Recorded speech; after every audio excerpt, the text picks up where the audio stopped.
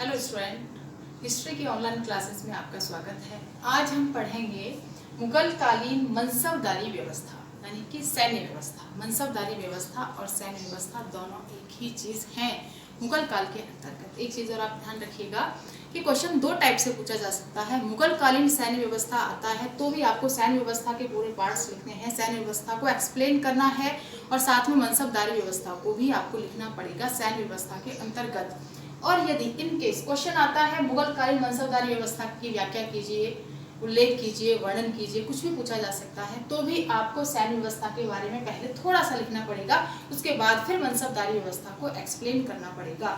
बस थोड़ा सा अंतर इतना है कि यदि मनसबदारी व्यवस्था पूछी जाए तो आप सैन्य व्यवस्था को थोड़ा शॉर्ट कर दीजिए और मनसबदारी व्यवस्था को पूरा एक्सप्लेन करके लिखिएगा। ठीक है, वीडियो थी स्टार्टिंग। अब हम पढ़ेंगे मुगल कालीन सैन्य व्यवस्था के बारे में।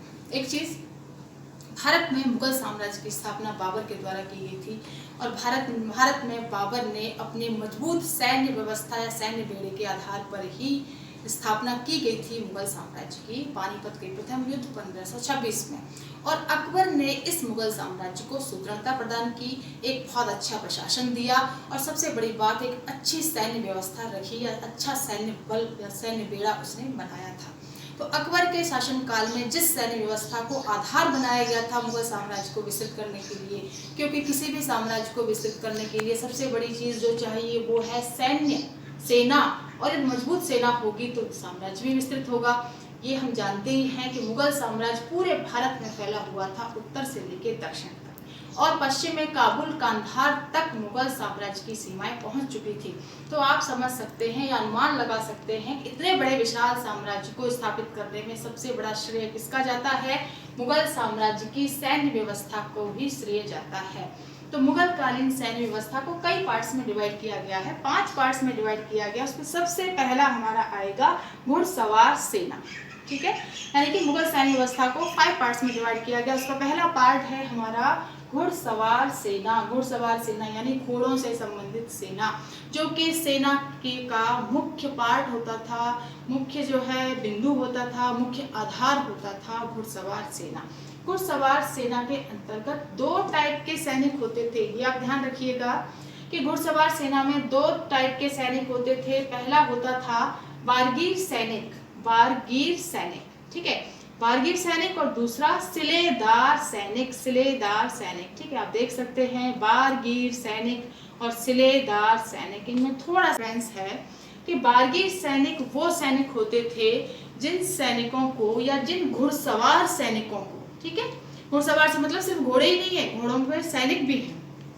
तो बारगीर सैनिक वो घुड़सवार सैनिक होते थे जिनको अस्त्र शस्त्र, रसद सामग्री और घोड़े दोनों सब कुछ जो है राज्य प्रदान करता था। ठीक है, यानी कि इनको अस्त्र शस्त्र घोड़े राज्य के द्वारा और रसद सामग्री भी राज्य के द्वारा प्रदान की जाती थी। और दूसरे होते थे सिलेदार सैनिक। तो ये सिलेदार सैनिक वो सैनिक होते थे या वो घुड़सवार सैनिक होते थे जिनको अस्त्र शस्त्र, रसद सामग्री और घोड़े उनको अपने खुद यानी व्यक्तिगत रूप से उन्हें वो उपलब्ध कराते थे या खुद जो है उन्हें उपलब्ध कराते थे और राज्य का उसमें कोई कंट्रीब्यूशन नहीं होता था। राज्य सिर्फ भर्ती करता था, बदले में कुछ वेतन देता था। तो इस तरीके से बारगीर सैनिक और सिलेदार सैनिक जो है ये 2 टाइप के सैनिक घुड़सवार सैनिक होते थे मुगल सेना के अंतर्गत। अब नेक्स्ट पॉइंट इसमें आएगा हमारा घुड़सवारों का वर्गीकरण, कि जो घुड़सवार सैनिक होते थे उनको उनका भी वर्गीकरण किया गया है सेना के अंतर्गत। वो कैसे किया गया है? उसमें सबसे पहला आता है हमारा 2 अस्पा और सिंह अस्पा। इसमें भी एक डिफरेंस है, 2 अस्पा और सिंह अस्पा। ठीक है, 2 अस्पा का मतलब होता था जिस सैनिक के पास 2 घोड़े होते थे वो होता था 2 अस्पा, और जिस सैनिक के पास 3 घोड़े होते थे वो आता था सिंह अस्पा के अंतर्गत। ठीक है, एक चीज और आप ध्यान रखिएगा कि सैन्य व्यवस्था के अंतर्गत या ये जो घुड़सवार सैनिक होते थे इनका वेतन जो है वो घोड़ों के आधार पर ही निर्धारित होता था और घोड़ों की किस्म के आधार पर भी निर्धारित होता था कि किस टाइप का घोड़ा है, अच्छा घोड़ा है या फिर जो है थोड़ा सा सामान ढोने वाले इस तरीके के जो घोड़े होते हैं जो उतने अच्छे तेज धावक ऐसे नहीं होते हैं, उस टाइप के घोड़े हैं। तो घोड़ों की किस्म और कितने घोड़े हैं, एक सैनिक के पास कितने घोड़े हैं, इसके आधार पर ही सेना का वेतन जो है या सैनिकों का वेतन निर्धारित होता था 2 अस्पा और सिंह अस्पा के आधार पर। ठीक है, ये शायद आपको थोड़ा समझ में आ गया होगा। ध्यान दीजिएगा, 2 अस्पा सिंह अस्पा, 2 सैनिक रखने वाला और सिंह अस्पा यानी 3 सैनिक रखने वाला घुड़सवार। उसके बाद तीसरा आता था इसके अंतर्गत अहदी सैनिक। ठीक है, अहदी सैनिक जो है सम्राट के व्यक्तिगत सैनिक होते थे, यानी अकबर के शासनकाल में 1,20,000 घुड़सवार सैनिक जो है वो अहदी सैनिक के अंतर्गत आते थे। ये राजा के व्यक्तिगत सैनिक होते थे। एक राजा की अपनी पर्सनल जो है एक टुकड़ी होती थी जो कि वो सेना में रखता था। तो ये सैनिक जो है इनको, यानी एक तरीके से आप ये भी ध्यान रखिए कि ये सैनिक बारगीर सैनिक ही होते थे। बारगीर सैनिक यानी कि जिनको राज्य के द्वारा घोड़ा, अस्त्र शस्त्र, वस्त्र और रसद सामग्री प्रदान की जाती थी।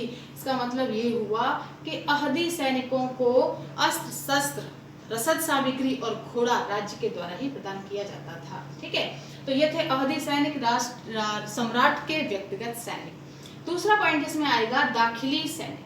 ठीक है, दाखिली सैनिक जो है ये एक ऐसी सैनिक टुकड़ी होती थी जो कि मनसबदारों की सेना में नियुक्त की जाती थी। अब आपको थोड़ा सा लगे मनसबदार कौन होते थे, उसको भी हम अभी एक्सप्लेन करेंगे। आप अभी थोड़ा सा समझ लीजिए कि दाखिली सैनिक वो सैनिक टुकड़ी होती थी जो कि सैनिकों की नियुक्ति तो राज्य के द्वारा की जाती थी, यानी सम्राट के द्वारा ही की जाती थी, मीर बख्शी के द्वारा की जाती थी, लेकिन उन सैनिकों को मनसबदारों की सेवा में नियुक्त किया जाता था प्रांतों के अंतर्गत या मनसबों के अंतर्गत। ठीक है, ये इतना सा डिफरेंस है।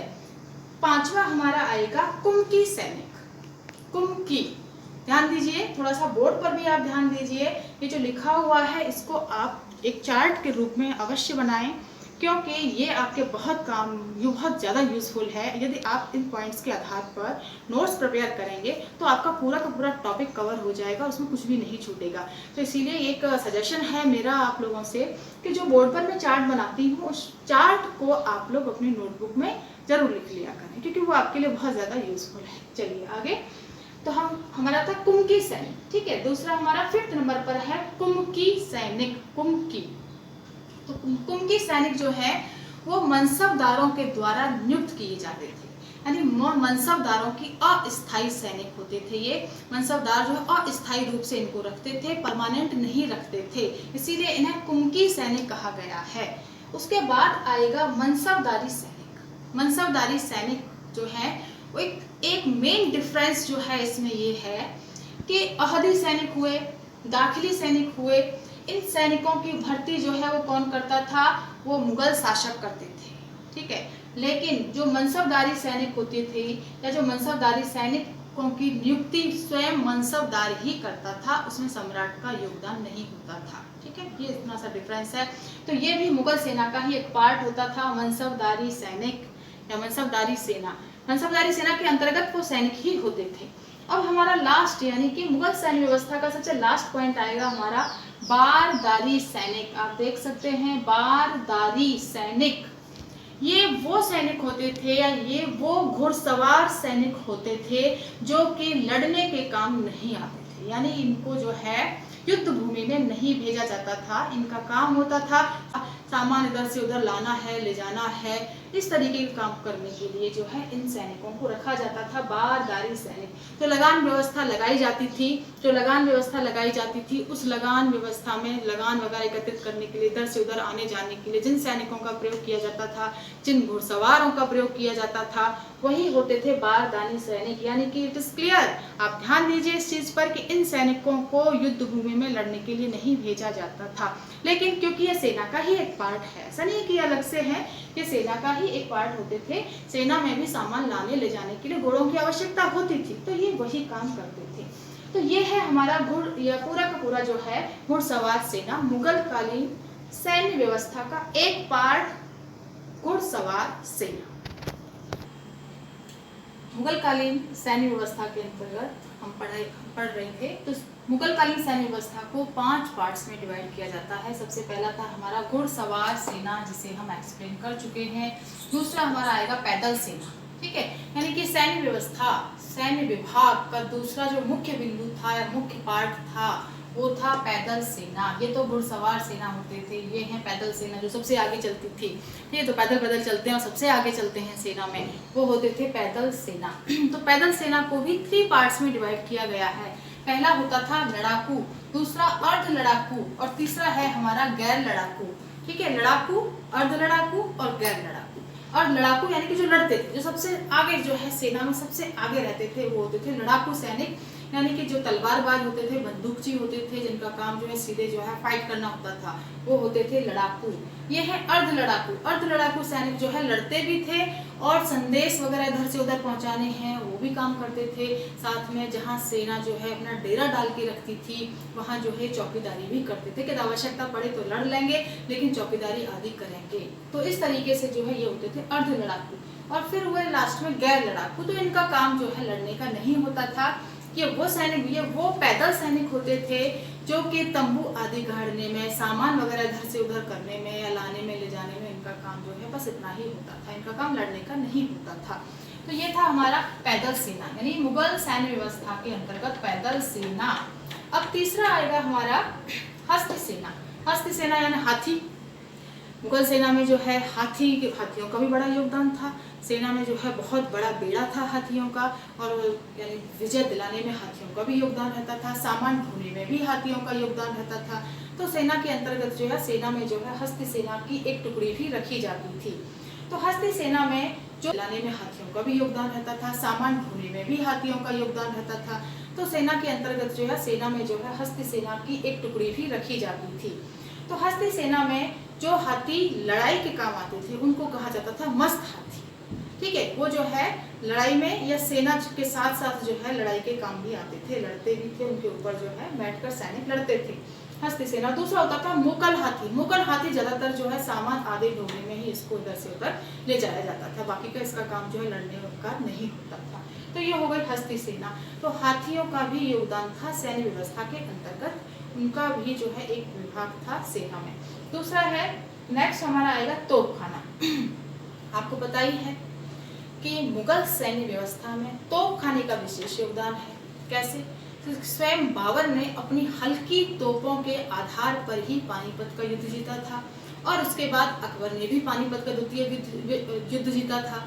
तो अकबर ने जब 1556 में पानीपत का द्वितीय युद्ध जीता, बाबर ने भी 1526 में पानीपत का प्रथम युद्ध जीता। इसके अलावा अकबर ने लगभग पूरे भारत को अपने जो है साम्राज्य में समाहित कर लिया था, और लगभग उसने सारे जो है जितने भी आक्रमण उसने किए थे उनमें उसने विजय हासिल की थी। कैसे की? अपने इस सुदृढ़ तोपखाने की बदौलत। ठीक है, सेना का यानी कि घुड़सवार सेना के बाद जिसका सबसे महत्वपूर्ण स्थान होता था सेना में वो था तोपखाना।